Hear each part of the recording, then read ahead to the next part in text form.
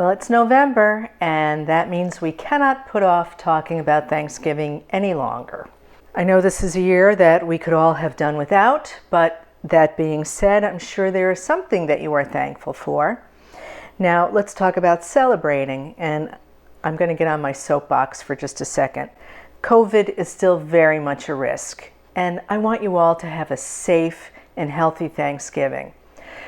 So I hope that you will go to the CDC website, and I will put a link down in my description, and look at their guidelines for having Thanksgiving Day gatherings.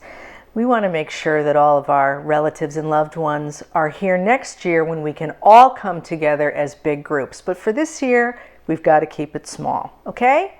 Okay. Today I'll be showing you a delicious wild rice side dish that's going to go great with your Thanksgiving turkey or your game hens or whatever. Maybe it's just you and one other person. You're going to make a chicken.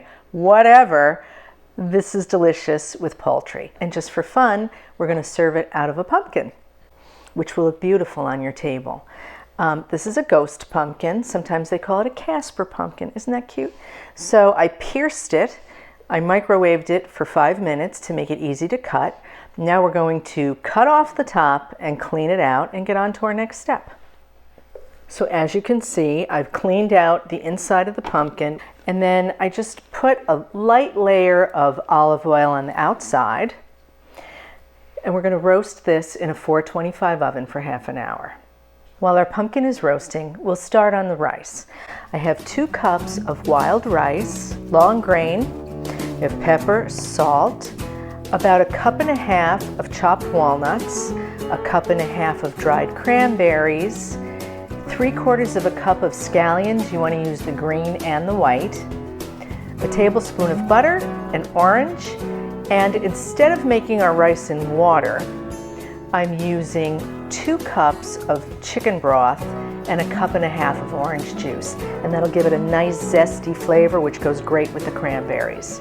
So to begin, we'll add our rice, our tablespoon of butter, our broth, and our orange juice. And we'll cook this on medium heat until it comes to a boil. Now that it's boiling, add some salt and pepper, your walnuts, your cranberries, and your scallions. Stir, reduce the heat to low, cover, and simmer for 45 minutes.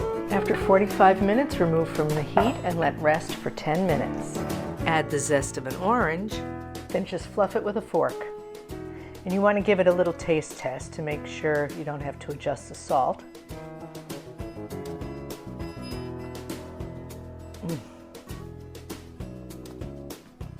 It's really delicious.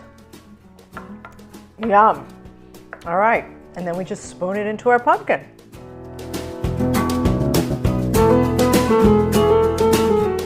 Look at that beautiful color, right, from the cranberries.